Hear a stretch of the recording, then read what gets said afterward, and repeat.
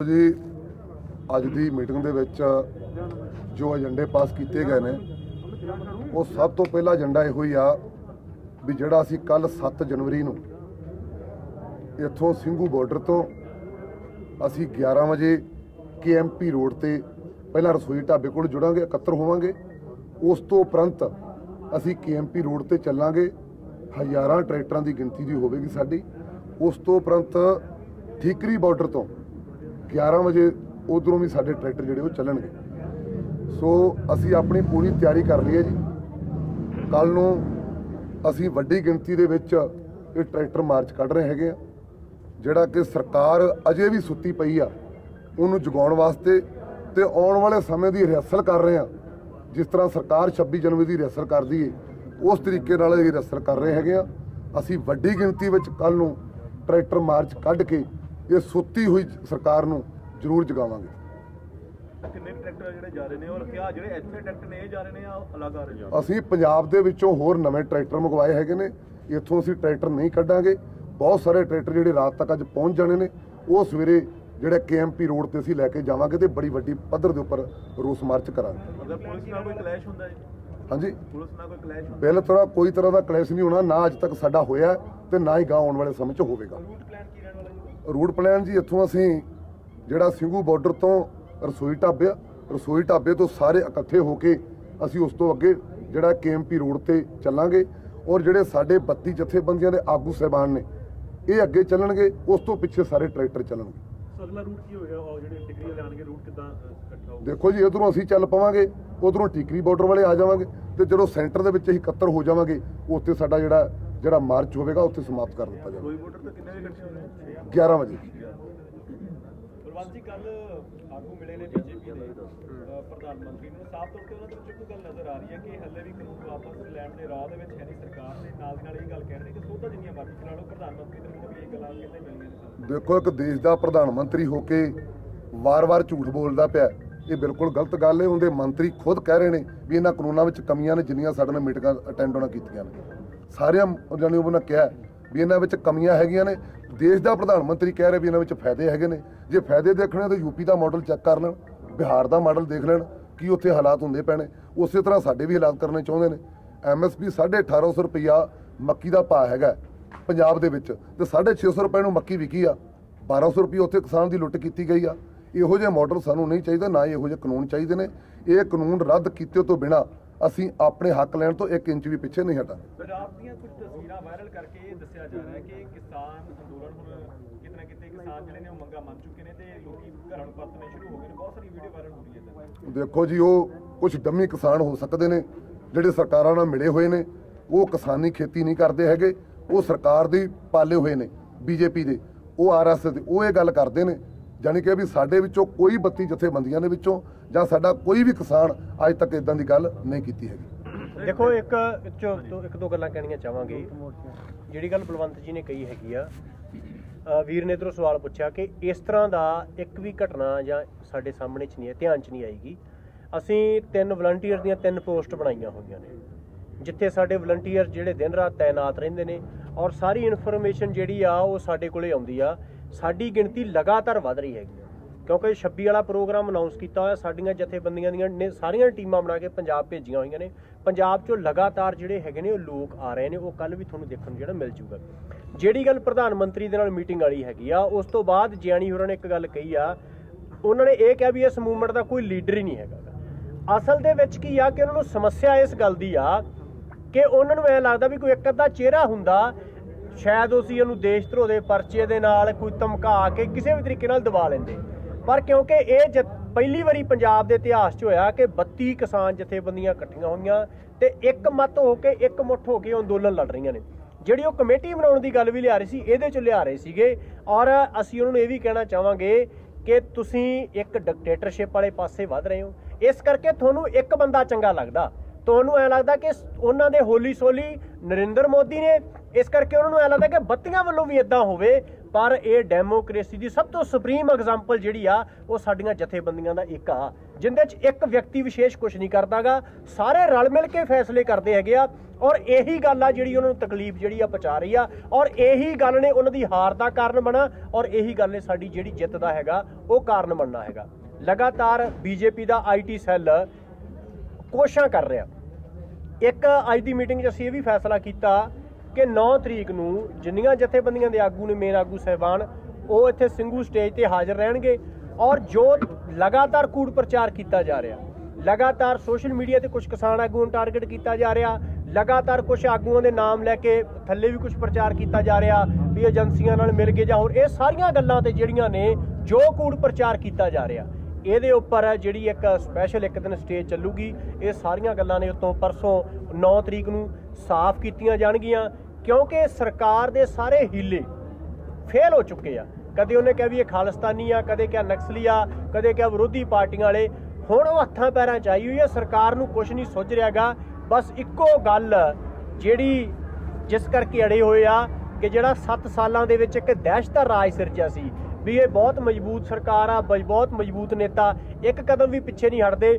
ਪਹਿਲੀ ਵਾਰੀ ਆ ਕਿ ਉਹਨਾਂ ਨੂੰ ਪਿੱਛੇ ਹਟਣਾ ਪੈ ਰਿਹਾ, ਪਹਿਲੀ ਵਾਰੀ ਆ ਕਿ ਉਹਨਾਂ ਦੀ ਜਿਹੜੀ ਆ ਹਾਰ ਹੋਣ ਜਾ ਰਹੀ ਆ, ਜਿਸ ਕਰਕੇ ਹੱਥਾਂ ਪੈਰਾਂ 'ਚ ਆਏ ਉਹ ਲਗਾਤਾਰ ਇਸ ਤਰ੍ਹਾਂ ਦੀਆਂ ਗੱਲਾਂ ਵੀ ਲੋਕ ਘਟ ਰਹੇ ਆ ਜੀ, ਆਗੂ ਇਸ ਤਰ੍ਹਾਂ ਦੀਆਂ ਸਾਰੀਆਂ ਗੱਲਾਂ ਇਹਦੇ 'ਚੋਂ ਆ ਰਹੀਆਂ ਨੇ। ਜਿਹੜੇ ਕਲਾਕਾਰ ਲਗਾਤਾਰ ਸਾਥ ਰਹੇ ਸੀ, ਉਹਨਾਂ ਦੀ ਵੱਡੀ ਭੂਮਿਕਾ ਰਹੀ ਹੈ ਇਸ ਪੂਰੇ ਮੂਵਮੈਂਟ ਦੇ ਵਿੱਚ। ਉਹਨਾਂ ਦੇ ਉੱਪਰ ਵੀ ਹੁਣ ਕਿਤੇ ਨਾ ਕਿਤੇ ਦਬਾਅ ਬਣਾਉਣ ਦੀ ਕੋਸ਼ਿਸ਼ ਹੋ ਰਹੀ ਹੈ। ਹਾਲ ਹੀ ਦੇ ਵਿੱਚ ਦਲਜੀਤ ਦੋਸਾਂਝ ਦੀ ਤੁਸੀਂ ਘਟਨਾ ਸੁਣੀ ਹੋਣੀ ਹੈ, ਇੱਕ ਸ਼੍ਰੀ ਬਰਾੜ ਰਾਈਟਰ ਤੇ ਗਾਇਕ ਆ, ਉਹਦੇ ਉੱਪਰ ਵੀ ਹੁਣ ਪਰਚਾ ਦਰਜ ਕਰ ਦਿੱਤਾ ਗਿਆ। ਕਲਾਕਾਰਾਂ ਨੂੰ ਇਸ ਤਰੀਕੇ ਨਾਲ ਦਬਾਉਣ ਦੀ ਕੋਸ਼ਿਸ਼ ਕੀਤੀ ਜਾ ਰਹੀ ਹੈ। ਕਲਾਕਾਰ ਸਾਡਾ ਹੀ ਭਾਈਚਾਰਾ, ਸਾਡੇ ਵਿੱਚੋਂ ਨੇ। ਦੇਖੋ, ਜੇਕਰ ਸ਼ਹੀਦ ਪਰਿਵਾਰਾਂ ਨੂੰ ਉਹ ਇੱਥੇ ਆਣ ਕੇ ਦਿਲਜੀਤ ਸਾਂਝ ਜਿਹੜਾ 20 ਲੱਖ ਰੁਪਈਆ ਦੇ ਕੇ ਜਾਂਦਾ ਹੈ, ਤੇ ਉਹ ਸ਼ਹੀਦਾਂ ਦੇ ਪਰਿਵਾਰਾਂ ਨੂੰ ਦੇ ਕੇ ਜਾਂਦਾ ਜਿਹੜੇ ਕਿਸਾਨ ਇੱਥੇ ਸ਼ਹਾਦਤ ਦਾ ਜਾਮ ਪੀ ਚੁੱਕੇ ਨੇ ਉਹਨਾਂ ਨੂੰ। ਜਿਸ ਤਰ੍ਹਾਂ ਦੇਖੋ ਲੋਕ ਸਭਾ ਦਾ ਇਲੈਕਸ਼ਨ ਲੜਦੇ ਨੇ ਇਹ ਪ੍ਰਧਾਨ ਮੰਤਰੀ ਜਿਹੜੇ ਦੇਸ਼ ਦੇ ਇਸ ਟਾਈਮ ਹੈ ਨੇ, ਤੁਸੀਂ ਦੇਖੋ ਵੀ ਇਹਨਾਂ ਨੂੰ 35-35 ਕਰੋੜ ਰੁਪਏ ਦੇ ਚੈੱਕ ਮਿਲਦੇ ਨੇ, ਉਹਨਾਂ ਦੇ ਘਰ ਅੱਜ ਤੱਕ ਈਡੀ ਦੇ ਛਾਪੇ ਨਹੀਂ ਵੱਜੇ ਹੈਗੇ। ਤੇ ਜੇਕਰ 20 ਲੱਖ ਸ਼ਹੀਦ ਦੇ ਪਰਿਵਾਰਾਂ ਨੂੰ ਦੇ ਦਿੱਤਾ ਇੱਥੇ ਦਿਲਜੀਤ ਸਾਂਝ ਨੇ, ਤੇ ਕੀ ਉਹਨਾਂ ਘਰ ਈਡੀ ਛਾਪੇ ਵੱਜਦੇ ਨੇ? ਪਹਿਲਾਂ ਉਹਨਾਂ ਘਰ ਵੱਜਣੇ ਚਾਹੀਦੇ ਨੇ ਜਿਹੜੇ ਲੋਕ 35-35 ਕਰੋੜ ਦੇ ਚੈੱਕ ਇਹਨਾਂ ਲੋਕਾਂ ਨੂੰ ਇਲੈਕਸ਼ਨ ਲੜਨ ਵਾਸਤੇ ਦਿੰਦੇ ਨੇ। ਇੱਕ ਨਾ ਉਹਦੇ 'ਚ ਇੱਕ ਉਹ ਦੇਖੋ, ਵੈਸੇ ਦਲਜੀਤ ਹੋਰਾਂ ਨੇ ਖੁਦ ਇਸ ਗੱਲ ਨੂੰ ਉਹਨਾਂ ਨੇ ਸਪਸ਼ਟ ਕੀਤਾ ਕਿ ਈਡੀ ਨੇ ਛਾਪਾ ਉਹਨਾਂ ਦੇ ਘਰੇ ਨਹੀਂ ਮਾਰਿਆਗਾ। ਹਾਂ, ਮੈਂ ਉਹਦੇ 'ਚ ਇੱਕੋ ਗੱਲ ਬਲਵੰਤ ਜੀ ਦੀ ਗੱਲ 'ਚ ਐਡ ਕਰਨੀ ਚਾਹੂੰਗਾ, ਕੱਲਾ ਕਲਾਕਾਰਾਂ ਵਾਲਾ ਮਾਮਲਾ ਨਹੀਂ ਹੈ। ਇਸ ਲਹਿਰ ਦੇ ਜਿੰਨੇ ਹਮਦਰਦ ਹੈ, ਜਿੰਨੇ ਸਪੋਰਟਰ ਆ, ਤੁਸੀਂ ਦੇਖੋ ਕਿ ਪੰਜਾਬ 'ਚ ਤੁਹਾਨੂੰ 2 ਘਟਨਾਵਾਂ ਦੇ ਧਿਆਨ 'ਚ ਲਿਆਉਣਾ ਚਾਹਾਂਗੇ। ਗੋਆ ਸੀਟਾਂ ਤੇ 307 ਲਾਈ ਜਾ ਰਹੀ ਹੈਗੀ ਆ। ਜੇ ਹਰਜੀਤ ਗਰੇਵਾਲ ਦਾ ਵਿਰੋਧ ਕੀਤਾ ਜਾਂਦਾ 153, ਇਹਦੇ ਜਿਹੜੇ ਹੈਗੇ ਆ ਧਨੌਲੇ ਜਿਹੜੇ ਆ ਨੌਜਵਾਨਾਂ ਦੇ ਪਰਚੇ ਦਰਜ ਕੀਤੇ ਜਾਂਦੇ। ਅਸੀਂ ਇਹਨਾਂ ਦੋਨਾਂ ਘਟਨਾਵਾਂ ਦੀ ਵੀ ਨਿਖੇਧੀ ਕਰਦੇ ਹਾਂ। 307 ਦਾ ਪਰਚਾ ਜਿੱਦਣ ਉੱਥੇ ਉਹਦੇ ਖਿਲਾਫ ਪ੍ਰੋਟੈਸਟ ਹੋਇਆ, ਸਾਡੀਆਂ ਜਥੇਬੰਦੀਆਂ ਦੇ ਆਗੂ ਸ਼ਾਮਲ ਸੀ, ਸਰਕਾਰ ਨੇ ਜਿਹੜਾ ਉਹ ਵਾਪਸ ਲਿਆ ਹੈਗਾ। ਤੋਂ ਪੰਜਾਬ ਸਰਕਾਰ ਵੀ ਕਿਤੇ ਨਾ ਕਿਤੇ ਜਿਹੜਾ ਉਹ ਕਹਿ ਰਹੇਗਾ ਗਵਰਨਰੀ ਰੂਲ ਆ ਸਕਦਾ, ਉਸ ਪ੍ਰੈਸ਼ਰ 'ਚ ਆ ਕੇ ਜਿਹੜੀ ਹੈਗੀ ਕਰੇੜਾ ਉਹ ਵੀ ਜਿਹੜੀ ਆ ਉਹ ਕੱਸ ਰਹੀ ਆ। ਸੰਗਰੂਰ 'ਚ ਵੀ ਜੋ ਲਾਗੂ ਕਰ ਦਿੱਤੇ ਗਏ ਪੰਜਾਬ ਦੇ ਵਿੱਚ, ਹੁਣ ਕਹਿੰਦੇ ਕਿ ਜਿਹੜੀ ਅਗਲੀ ਫਸਲ ਖਰੀਦੀ ਜਾਏਗੀ ਝੋਨੇ ਦੀ, ਉਹ ਨਵੇਂ ਜਿਹੜੇ ਕਾਨੂੰਨ ਨੇ, ਖੇਤੀ ਆਰਡੀਨੈਂਸ ਨੇ, ਉਹਨਾਂ ਦੇ ਤਹਿਤ ਖਰੀਦੀ ਜਾਣੀ ਹੈ। ਭੂਸ਼ਣ ਆਸ਼ੂ ਹੋਣਾ ਨੇ ਕਿਹਾ ਕਿ ਅਸੀਂ ਰੋਕ ਨਹੀਂ ਸਕਦੇ ਕਿਉਂਕਿ ਕੇਂਦਰ ਨੇ ਲਾਗੂ ਕੀਤੇ ਨੇ ਤੇ ਲਾਗੂ ਹੋਣੇ ਹੀ ਹੋਣੇ ਨੇ। ਦੇਖੋ, ਕਾਨੂੰਨ ਤਾਂ ਲਾਗੂ ਹੋ ਹੀ ਰਹੇ ਆ। ਕੱਲਾ ਪੰਜਾਬ ਦੇ ਵਿੱਚ ਤੁਸੀਂ ਦੇਖੋ ਕਿ 2 ਮਹੀਨੇ ਪਹਿਲਾਂ ਇੱਕ ਅਬੋਰਤ ਐਡਵੋਕੇਟ ਨੇ ਮਾਮਲਾ ਉਠਾਇਆ ਸੀਗਾ ਕਿ ਉੱਥੇ ਇੱਕ ਬੰਦਾ ਉਹਨੇ ਮਾਰਕੀਟ ਬਣਾਈ ਔਰ ਉਹਨੇ ਕਿਹਾ, ਪੰਜਾਬ ਸਰਕਾਰ ਨੂੰ ਚਿੱਠੀ ਵੀ ਲਿਖੀ ਕਿ 2.25 ਕਰੋੜ ਰੁਪਏ ਦਾ ਜਿਹੜਾ ਰੂਰਲ ਡਿਵੈਲਪਮੈਂਟ ਫੰਡ ਸੀਗਾ ਤੇ ਜਿਹੜਾ ਕਮਿਸ਼ਨ ਜਿਹੜਾ ਉਹਦੇ ਵੱਲ ਸਰਕਾਰ ਦਾ ਟੈਕਸ ਬਣਦਾ ਸੀ ਉਹਨੇ ਨਹੀਂ ਦਿੱਤਾਗਾ। ਤਾਂ ਉਹ ਸਰਕਾਰ ਵੱਲੋਂ ਇਹ ਰਿਪਲਾਈ ਆਇਆ ਕਿ ਜਿਹੜਾ ਉਹ ਕੁਝ ਕਰ ਰਿਹਾ ਉਹ ਕਾਨੂੰਨ ਦੇ ਤਹਿਤ ਕਰ ਰਿਹਾ ਹੈਗਾ। ਇਸ ਕਰਕੇ ਕਾਨੂੰਨ ਤਾਂ ਜਿਹੜੇ ਨੋਟੀਫਾਈ ਹੋ ਚੁੱਕੇ, ਕਾਨੂੰਨ ਤਾਂ ਲਾਗੂ ਹੋ ਹੀ ਚੁੱਕੇ ਆ, ਕਾਨੂੰਨ ਤਾਂ ਲਾਗੂ ਹੋ ਰਹੇ, ਇਸੇ ਕਰਕੇ ਤਾਂ ਲੜ ਰਹੇ ਆ, ਇਸੇ ਕਰਕੇ ਲੜ ਰਹੇ ਕਿ ਕਾਨੂੰਨ ਜਿਹੜੇ ਹੈਗੇ ਰੱਦ ਕੀਤੇ ਜਾਣ। ਪਰ ਮੁੱਖ ਮੰਤਰੀ ਕੈਪਟਨ ਅਮਰਿੰਦਰ ਸਿੰਘ ਨੇ ਇੱਕ ਨਵਾਂ ਬਿਆਨ ਜਾਰੀ ਕੀਤਾ, ਉਹ ਕਹਿੰਦੇ ਵੀ ਪੰਜਾਬ 'ਚ ਲਾਗੂ ਨਹੀਂ ਹੈ। ਮੁੱਖ ਮੰਤਰੀ ਨੇ ਇਸ ਤੋਂ ਬਾਅਦ ਸਪਸ਼ਟੀਕਰਨ ਦੁਬਾਰਾ ਦਿੱਤਾ ਹੈ ਭਾਰਤ ਭੂਸ਼ਣ ਆਸ਼ੂ ਵਾਲੇ ਬਿਆਨ ਦੀ ਚਰਚਾ ਤੋਂ ਬਾਅਦ। ਜੇ ਬਾਦਲ ਵੀ ਇਹੀ ਗੱਲ ਕਹਿੰਦੇ ਆ ਵਿੱਤ ਮੰਤਰੀ, ਜੇ ਨਪਿੰਦਰ ਜੀ ਉਹ ਕਹਿੰਦੇ ਕਿ ਕਾਨੂੰਨ ਨਹੀਂ ਲਾਗੂ ਤੇ ਫਿਰ ਅਬੋਰ ਦੇ ਵਿੱਚ ਉਸ ਬੰਦੇ ਤੇ ਜਿਹੜਾ 2.25 ਕਰੋੜ ਰੁਪਇਆ ਟੈਕਸ ਸਰਕਾਰ ਵੱਲ ਬਣਦਾ ਉਹ ਤੋਂ ਉਗਰਾਇਆ ਕਿਉਂ ਨਹੀਂ ਜਾ ਰਿਹਾ? ਮੁੱਖ ਮੰਤਰੀ ਦੇ ਬਿਆਨ ਨੂੰ ਕਿਵੇਂ ਦੇਖਦੇ ਹੋ? ਮੁੱਖ ਮੰਤਰੀ ਦਾ ਇਹ ਤਾਂ ਡਿਊਲ ਪਾਲਿਸੀ ਲੈ ਰਹੇ ਉਹ। ਉਹਨਾਂ ਨੇ ਜੇ ਇਹ ਕਹਿਤਾ ਕਿ ਕਾਨੂੰਨ ਨਹੀਂ ਲਾਗੂ ਤਾਂ ਇਹ ਸਪਸ਼ਟ ਸਵਾਲ ਆ ਉਹਨਾਂ ਦੇ ਉੱਪਰ, ਤਾਂ ਜਿਹੜਾ 2.25 ਕਰੋੜ ਰੁਪਇਆ ਉਹ ਬੰਦਾ ਟੈਕਸ ਬਣਦਾ ਸੀ ਉਹਦੇ ਵੱਲ, ਜੋ ਪੰਜਾਬ ਸਰਕਾਰ ਦੇ APMC ਐਕਟ ਦੇ ਤਹਿਤ ਟੈਕਸ ਤੋਂ ਗਰਾਇਆ ਜਾਣਾ ਸੀਗਾ ਉਹ ਟੈਕਸ ਤੋਂ ਨਹੀਂ ਲਾਇਆ ਗਿਆ। ਇਹਦਾ ਮਤਲਬ ਸਾਫ਼ ਆ ਕਿ ਕੈਪਟਨ ਸਾਹਿਬ ਜੋ ਮਰਜ਼ੀ ਕਹੀ ਜਾਣ ਕਾਨੂੰਨ ਤਾਂ ਉੱਥੇ ਲਾਗੂ ਹੋ ਰਹੇ ਨੇ। ਫਿਰ ਇਸ ਵਾਰੀ ਜਿਹੜੀ ਹਾੜੀ ਦੀਆਂ ਫਸਲਾਂ ਹੈ ਉਹਨਾਂ ਦਾ ਨਿਰੰਤਰ ਮੁੱਲ ਮਿਲੇਗਾ। ਜਿਹੜੇ ਕਿਸਾਨ ਤੁਹਾਡੇ ਨਾਲ ਇਸ ਸੰਘਰਸ਼ ਦੇ ਵਿੱਚ ਬੈਠੇ ਆ, ਵਾਢੀ ਦਾ ਸਮਾਂ ਆਉਣਾ, ਉਹ ਇਸ ਕਰਕੇ ਬੈਠੇ ਗਏ ਵੀ ਕੁਝ ਬਣੇਗਾ। ਹੁਣ ਮੀਟਿੰਗ 'ਚ ਕੋਈ ਇਹੋ ਜਿਹੀ ਵੀ ਗੱਲ ਕਰੋਗੇ ਕਿ ਮੁੱਲ ਜਿਹੜਾ ਉਹਨਾਂ ਨੂੰ ਪੂਰਾ ਮਿਲੇ? ਦੇਖੋ ਉਹ ਤਾਂ ਵੀਰ ਜੀ ਗੱਲ ਇਹ ਹੈ ਕਿ ਜੇ ਕਾਨੂੰਨ ਇਹ ਲਾਗੂ ਹੋ ਗਏ ਫਿਰ ਤਾਂ ਸਾਰਾ ਕੁਝ ਨਾਲ ਬੈਠਿਆ ਨਾ ਜੀ ਕੁਝ ਬਣੇਗਾ। ਇਸੇ ਆਸ ਨਾਲ ਹੀ ਲੜਾਈ ਲੜ ਰਹੇ ਨਾ। ਜੇ ਕਾਨੂੰਨ ਰੱਦ ਹੀ ਇਸੇ ਕਰਕੇ ਕਰਵਾਉਣੇ ਆ। ਜੇ ਹਾਂ ਟਰੈਕਟਰ ਮਾਰਚ ਜਿਹੜੇ ਸ਼ੁਰੂ ਹੋ ਰਿਹਾ ਹੈ ਸਿਲਸਿਲਾ ਨੂੰ ਇਸ ਤਰ੍ਹਾਂ ਦੇਖ ਸਕਦੇ ਆ ਕਿ ਜਥੇਬੰਦੀਆਂ ਨੂੰ ਸਮਝ ਆ ਗਿਆ ਹੈ ਕਿ ਟੇਬਲ ਟਾਕਸ ਨਾਲ ਕੋਈ ਗੱਲ ਨਹੀਂ ਬਣਨੀ, ਹੁਣ ਦਬਾਅ ਬਣਾਉਣਾ ਹੀ ਪੈਣਾ ਹੈ। ਹਾਂਜੀ ਮੈਂ ਡਾਕਟਰ ਸਤਨਾਮ ਸਿੰਘ ਜਨਾਲਾ, ਸੂਬਾ ਪ੍ਰਧਾਨ ਜਮਹੂਰੀ ਕਿਸਾਨ ਸਭਾ। ਅੱਜ ਸਰਦਾਰ ਬਲਵੰਤ ਸਿੰਘ ਬ੍ਰਹਮਕੇ ਦੀ ਪ੍ਰਧਾਨਗੀ 'ਚ ਮੀਟਿੰਗ ਹੋਈ ਆ। ਇਹ ਮੀਟਿੰਗ ਦਾ ਪਹਿਲਾ ਮੰਤਵ ਇਹ ਦੱਸਣਾ ਚਾਹੁੰਦੇ ਆ ਵੀ ਜਿਹੜਾ ਕੱਲ੍ਹ ਸੰਯੁਕਤ ਕਿਸਾਨ ਮੋਰਚੇ ਦੇ ਜਿਹੜੇ ਫੈਸਲੇ ਕੀਤੇ ਆ ਉਹਨਾਂ ਫੈਸਲਿਆਂ ਨੂੰ ਲਾਗੂ ਕਰਨ ਲਈ ਅੱਜ ਸਾਡੀ ਮੀਟਿੰਗ ਹੋਈ ਆ। ਉਹਨਾਂ ਦੇ ਫੈਸਲੇ ਪ੍ਰਮੁੱਖ ਫੈਸਲਾ ਜਿਹੜਾ ਕੱਲ੍ਹ ਅਸੀਂ ਟਰੈਕਟਰ ਦਾ ਪ੍ਰਧਾਨ ਜੀ ਨੇ ਵੀ ਦੱਸਿਆ, ਉਹ ਸਾਥੀ ਨੇ ਵੀ ਦੱਸਿਆ ਵਾ, ਅਸਲ ਵਿੱਚ ਇਹ ਸਾਡਾ ਜਿਹੜਾ ਮੋਰਚਾ ਇੱਕ ਕ੍ਰਿਟੀਕਲ ਜੰਕਚਰ ਤੇ ਪਹੁੰਚ ਗਿਆ। ਬਹੁਤ ਨਾਜ਼ੁਕ ਸਥਿਤੀ ਵਿੱਚ ਆ, ਜਿੱਥੇ ਸਰਕਾਰ ਦਾ ਰਵੱਈਆ ਜਿਹੜਾ ਵਾ ਉਹ ਬੜਾ ਸਪਸ਼ਟ ਤੌਰ ਤੇ ਤੁਹਾਨੂੰ ਵੀ ਆ, ਸਾਨੂੰ ਵੀ ਪਤਾ ਵੀ ਬੜਾ ਇਹ ਕਿਸਾਨ ਵਿਰੋਧੀ ਆ, ਲੋਕ ਵਿਰੋਧੀ ਆ। ਅਸੀਂ ਉਹਦਾ ਜਵਾਬ ਦੇਣ ਲਈ ਜਿਹੜਾ ਕੱਲ੍ਹ ਦਾ ਟਰੈਕਟਰ ਮਾਰਚ ਆ, ਅਸੀਂ ਇਹਨੂੰ ਸੰਘਰਸ਼ ਨੂੰ ਤੇਜ਼ ਕਰਨ ਲਈ, ਸੰਘਰਸ਼ ਨੂੰ ਵਿਆਪਕ ਕਰਨ ਲਈ, ਸਾਰੇ ਭਾਰਤ ਨੂੰ ਵਿੱਚ ਲਿਆਉਣ ਦੇ ਲਈ ਅਸੀਂ ਜਿਹੜਾ 26 ਜਨਵਰੀ ਨੂੰ ਟਰੈਕਟਰ ਪਰੇਡ ਆ, ਜਿਹਦੇ 'ਚ ਅਸੀਂ ਤਿਰੰਗੇ ਝੰਡੇ ਵੀ ਲੈਣੇ 26 ਜਨਵਰੀ ਨੂੰ, ਅਸੀਂ ਉਹਦਾ ਟ੍ਰੇਲਰ ਬਣਾ ਲਿਆ। ਉਹ ਤੁਸੀਂ ਕੱਲ੍ਹ ਵੇਖੋਗੇ, ਬੜਾ ਪੀਸਫੁਲ ਹੋਊਗਾ। ਬੜਾ ਇੱਕ ਕਿਸਮ ਦਾ ਸਾਡਾ ਜਿਹੜਾ ਲੋਕਾਂ ਦਾ ਜਿਹੜਾ ਜਜ਼ਬਾ ਵੀ ਉਹ ਵੀ ਤੁਹਾਡੇ ਸਾਹਮਣੇ ਆਊਗਾ। ਸਾਰੇ ਹਰਿਆਣੇ ਦੇ ਵਿੱਚ ਹਰ ਪਿੰਡ 'ਚੋਂ ਕਿਸੇ ਨਾ ਕਿਸੇ ਸ਼ਕਲ 'ਚ ਲੋਕ ਟਰੈਕਟਰ ਤੇ ਆ ਰਹੇ ਆ। ਇਹਦੇ ਬੜੀ ਵੱਡੀ ਗਿਣਤੀ ਸ਼ਾਮਲ ਹੋ ਰਿਹਾ। ਇਹ ਇੱਕ ਕਿਸਮ ਦੀ ਆਜ਼ਾਦ ਭਾਰਤ ਤੋਂ ਬਾਅਦ ਪਹਿਲੀ ਐਸੀ ਟਰੈਕਟਰ ਪਰੇਡ ਹੋਊਗੀ ਜਿਹੜੀ ਸਾਰੇ ਵਿਸ਼ਵ ਭਰ ਵਿੱਚ ਵਿਖਾਈ ਜਾਊਗੀ। ਜਿੱਥੋਂ ਤੱਕ ਤੁਸੀਂ ਸਵਾਲ ਕੀਤਾ ਵਾ, ਸਾਡੇ ਸਾਥੀ ਨੇ ਜਵਾਬ ਦਿੱਤਾ ਵਾ। ਤੁਸੀਂ ਵੇਖੋ ਬਹੁਤ ਸਾਰੀਆਂ ਸਟੇਟ ਆ ਹੁਣ ਵੈਸਟ ਬੰਗਾਲ ਦੇ ਵਿੱਚ ਵੀ ਇਹਨਾਂ ਕਾਨੂੰਨਾਂ ਦਾ ਵਿਰੋਧ ਕਰ ਰਹੇ ਆ, ਕਿਉਂਕਿ ਸੂਬਿਆਂ ਦਾ ਅਧਿਕਾਰ ਆ, ਸੂਬੇ ਵੀ ਆਪਣਾ ਕਾਨੂੰਨ ਬਣਾ ਸਕਦੇ ਆ। ਕੇਰਲਾ ਨੇ ਪਿਛਲੇ ਮਹੀਨੇ 16 ਵਸਤਾਂ ਦਾ MSP ਨਿਰਧਾਰਿਤ ਕੀਤਾ ਜਿਨ੍ਹਾਂ ਦਾ ਕੇਂਦਰ ਨੇ ਨਹੀਂ ਕੀਤਾ। ਸੋ ਇਸ ਕਰਕੇ ਪੰਜਾਬ ਦੇ ਵਿੱਚ ਅਸੀਂ ਡਟ ਕੇ ਖਲੋਤੇ ਆ।